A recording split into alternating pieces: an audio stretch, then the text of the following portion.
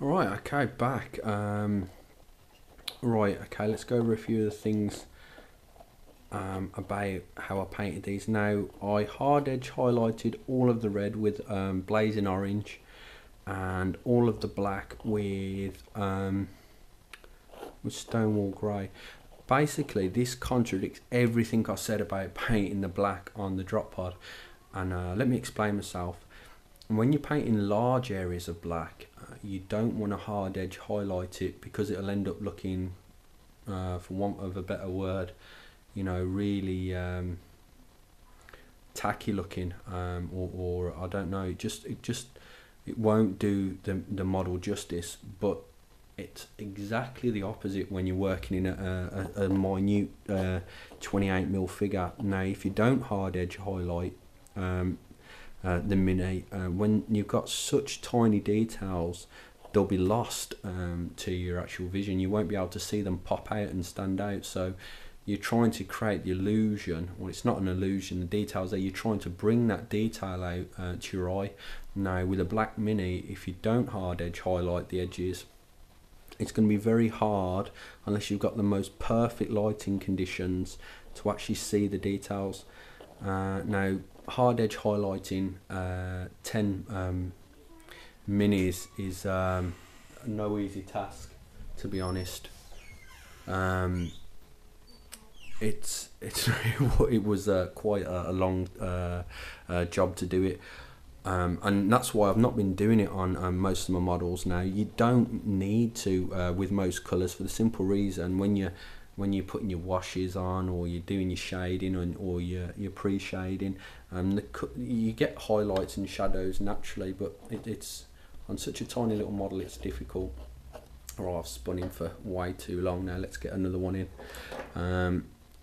Here we go. On the base, I've cut up some spare rhino door, well, not rhino doors actually, it's from a Storm Raven. I'll put the hurricane bolters on instead. So I cut the spare ones up, and I used it to add like some kind of like detail to the base. And I don't know whether the light's picking it up, but I've used different metallics. Now, I've been using Model Air metallics and Vallejo metallics in alcohol, and I think they're 30mm tubs, and they're about 350, and they're amazing. You do have to have alcohol or isopropanol if you're using those, because you can't use water to clean your brushes out with that stuff. But the extra hassle of using it, it's way worth it.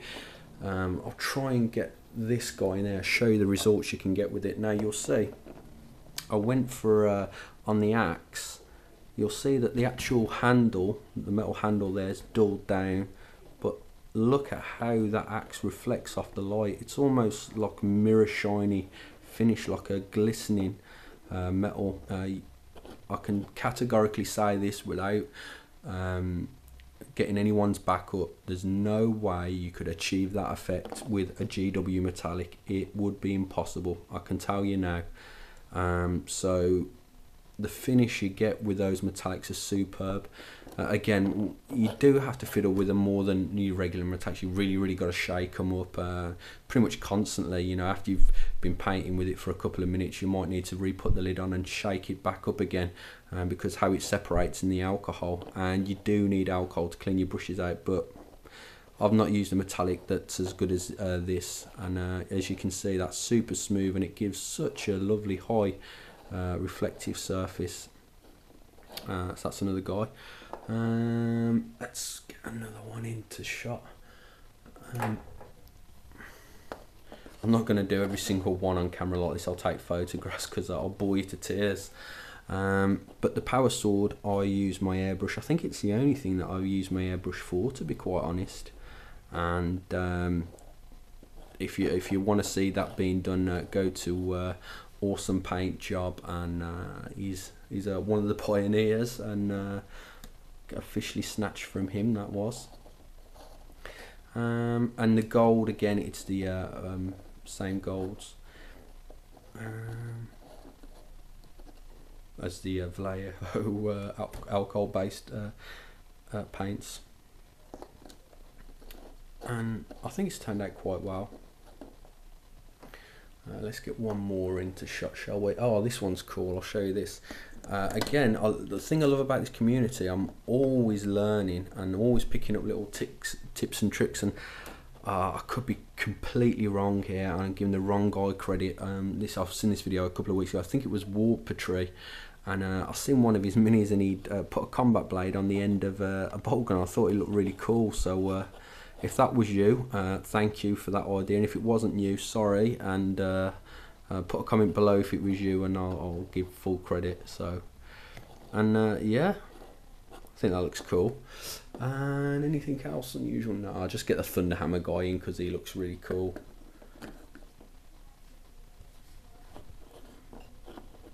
And I've got to say, probably the most detailed plastic minis I've worked on yet. I mean, the only other minis that I know that are as detailed as this are the new Grey Knights plastic minis.